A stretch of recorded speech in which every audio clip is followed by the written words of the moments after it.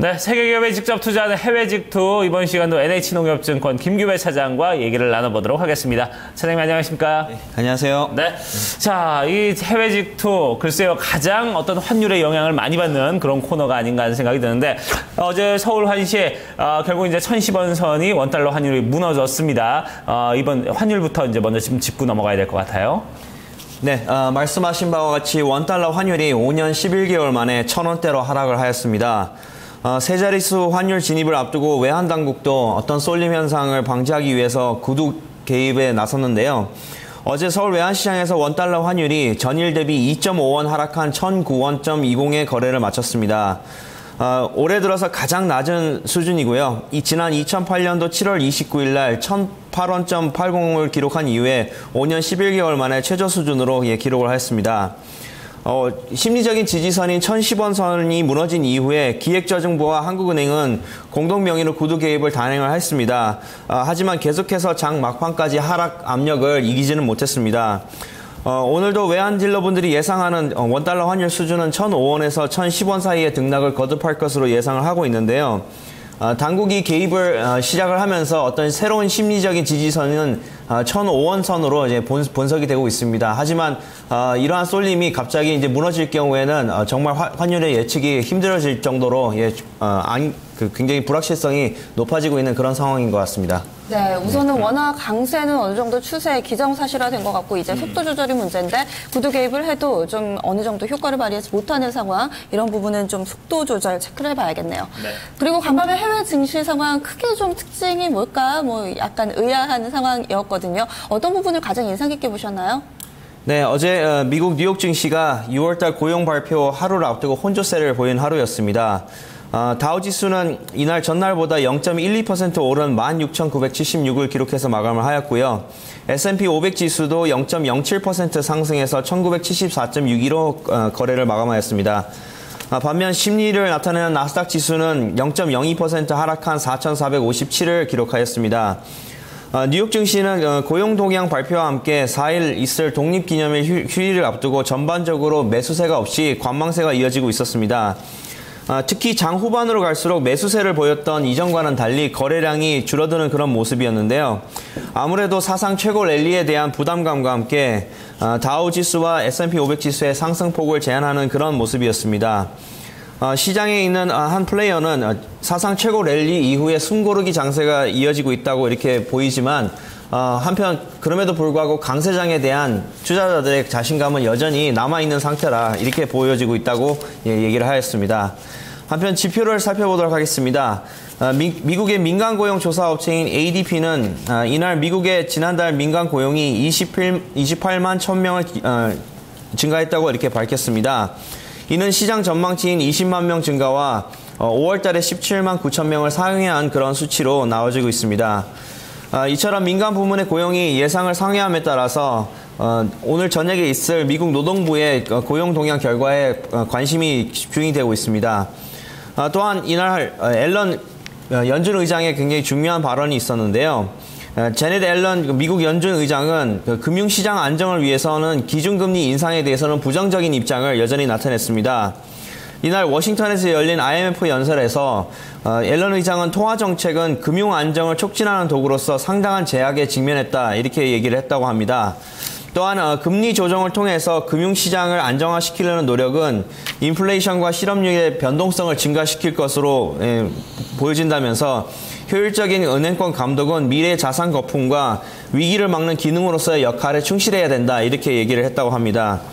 한편 굉장히 재밌는 사실은 앨런 의장이 최근 미국 증시에 대해서 어떤 거품이 일지 않느냐라는 얘기에 대해서는 새로운 거품이 형성되고 있다는 일각의 우려에 대해서는 그렇게 과소평가를 했다고 전해지고 있습니다. 한편 오늘 저녁에 있을 미국 노동부의 실질적인 고용 현황이 발표가 되는데요. 이 고용 현황이 굉장히 앞으로 연준의 의사결정과 미국의 경제를 판단하는 바로미터로서 매우 중요한 그런 경제 지표로서 주목해서 보셔야 될 것으로 예상이 되고 있습니다. 네. 자, 그러면 오늘 해외 증시 특징 업종들은 이제 어떤 업종들이 좀 특징을 나타냈습니까? 네, 지난 간밤에 특징 업종을 살펴봤었는데요. 역시나 계속해서 헬스케어와 제약 업종이 강세를 띠고 있었습니다. 사실 헬스케어 주식과 그 기술주들 간에는 약간 어떤 차이가 좀 발생하고 있는데요. 기술주가 좋은 날에는 헬스케어가 상대적으로 약하고 헬스케어가 강한 날에는 기술주가 상대적으로 약한 그런 모습을 보이고 있습니다. 지난 간밤에도 덱스터가 1.67% 올랐고요. 바이오젠이 1.93%, 그다음에 에보트랩이 1.4% 오르는 등 헬스케어 주식 전반적으로 계속 강한 그런 모습을 보이고 있었습니다. 특히 헬스케어 주식이 빠질 때는 크게 빠지지 않고 상승할 때는 강한 상승을 보이고 있어서 계속해서 미국 증시에서 가장 강한 업종으로 자리를 잡고 있습니다. 네. 보면 우리나라에서는 전차 분단이 두 축인데 미국 증시 같은 경우는 뭐 기술주와 헬스케어 뭐 이렇게 봐도 무방하지 않을까라는 생각도 좀 듭니다. 그리고 특징적인 종목은 어떤 게 있었나요? 예, 어제 간밤에 그 거래량이 그렇게 많지는 않은 관계로 특징주를 발견하기가 굉장히 어려운 하루 중에 하루였는데요.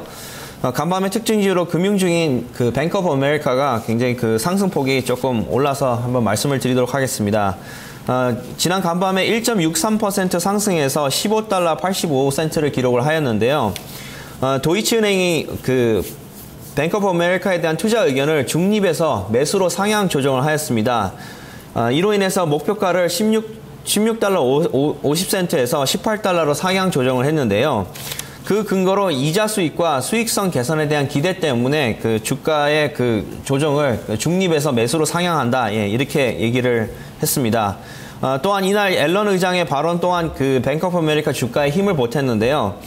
앞으로 금리 조정을 통해서 금융 안정을 촉진하려는 노력은 그 인플레이션과 실업률의 변동성을 증가시킨다는 부분에 대해서 앞으로는 효율적인 은행 쪽의 감독은 미래 자산 거품과 위기를 막기 위한 기본적인 기능에 충실한다. 예, 이런 내용이 뱅크 오브 아메리카의 주가에 촉매제로 작용하였습니다. 즉 무슨 얘기냐면 정부가 과도한 개입을 통해서 어떤 그 은행권의 감독을 하려는 것보다는 과도한 개입 가능성을 조금 더 줄여들고 그로 인해서 이제 투자자들이 그 여기에 대해서 이제 긍정적으로 바라본 것이 주가 상승을 이끄는 요인이라고 분석되고 있습니다. 네. 자, 그러면 이제 직접 투자를 할 만한 관심 종목은 어떤 종목일까요? 네, 오늘 말씀드릴 종목은 BYD라는 회사입니다. 그 홍콩 증권거래소에 상장되어 있는 회사로서 그 종목 코드는 1211을 쓰는 그런 회사입니다. 우리에게는 사실 그 워렌 버핏이 그 몇 년 전에 매수한 종목으로서 굉장히 유명한 회사인데요. 쉽게 생각을 하시면 중국판 테슬라라고 이렇게 생각을 하시면 되십니다. 예. 회사는 1995년에 설립을 해서 IT를 비롯해서 자동차, 신에너지 부분에 집중하는 그런 회사인데요. 일단 글로벌 시장에서는 재생 가능한 배터리를 공급하는 최대 회사 중에 하나로 알려지고 있습니다. 또한 BYD는 자동차 부분에서는 가장 혁신적인 브랜드와 전기차 기술을 보유한 회사 중에 하나인데요. 미국에는 테슬라가 있다면 중국에는 앞으로 BYD가 있을 것이다 라고 이렇게 보고 있는 사람들이 굉장히 많습니다. 또한 신에너지 사업 부문에서도 녹색 전기 부문을 주로 영위를 하고 있으면서 태양광을 비롯해서 배터리 충전소, 전기차, LED 등을 주로 사업 품목으로 다루고 있습니다. 1995년에 20명의 직원으로 출발을 해서 지금은 약 15만 명의 직원을 거느리고 있는 대규모의 회사로서 미국과 유럽, 일본, 우리나라에도 진출해서 여러 지역에 폭넓은 그런 어떤 고객군을 확보를 하고 있는 그런 회사입니다. 네. 그럼 주가 추이하고요. 어떻게 좀 전략을 세워야 될지 또 기관 투자자들의 입장은 어떤지 좀 자세하게 이야기를 전해 주시죠. 네, 이 회사의 그 기관 투자자 비중을 살펴봤더니 그 미드 아메리칸 에너지 홀딩스라는 회사에서 지분을 약 24% 정도 보유를 하고 있고 지난 5월 31일 날 뱅가드 그룹이 약 144만 주를 추가로 매수를 해서 보유 지분을 1.9%까지 늘린 그런 회사입니다. 이 회사를 바라보셔야 되는 가장 큰 부분은요. 아무래도 중국 정부가 공해와의 전쟁을 지금 치르고 있기 때문에 이 부분을 굉장히 눈여겨보셔야 될 것 같습니다. 특히 중국 정부가 지난해 9월부터 전기차 구매자들한테는 최대 6만 위안의 보조금을 지금 지급을 하고 있는데요. 사실 이 회사가 마케팅 능력은 그렇게 높지는 않지만 중국 정부의 이런 보조금 때문에 차값이 우리나라 돈으로 약 6,100만 원이면 살 수 있다고 합니다. 6,100만 원짜리 전기차라면 상당히 매력이 있고 경쟁사인 테슬라는 그 가격이 1억 2천만 원에 비하면 상당히 저가인 그런 부분입니다. 또 올해가 사실상 중국의 전기차 시장의 원년이라고 지금 불려지고 있는데요.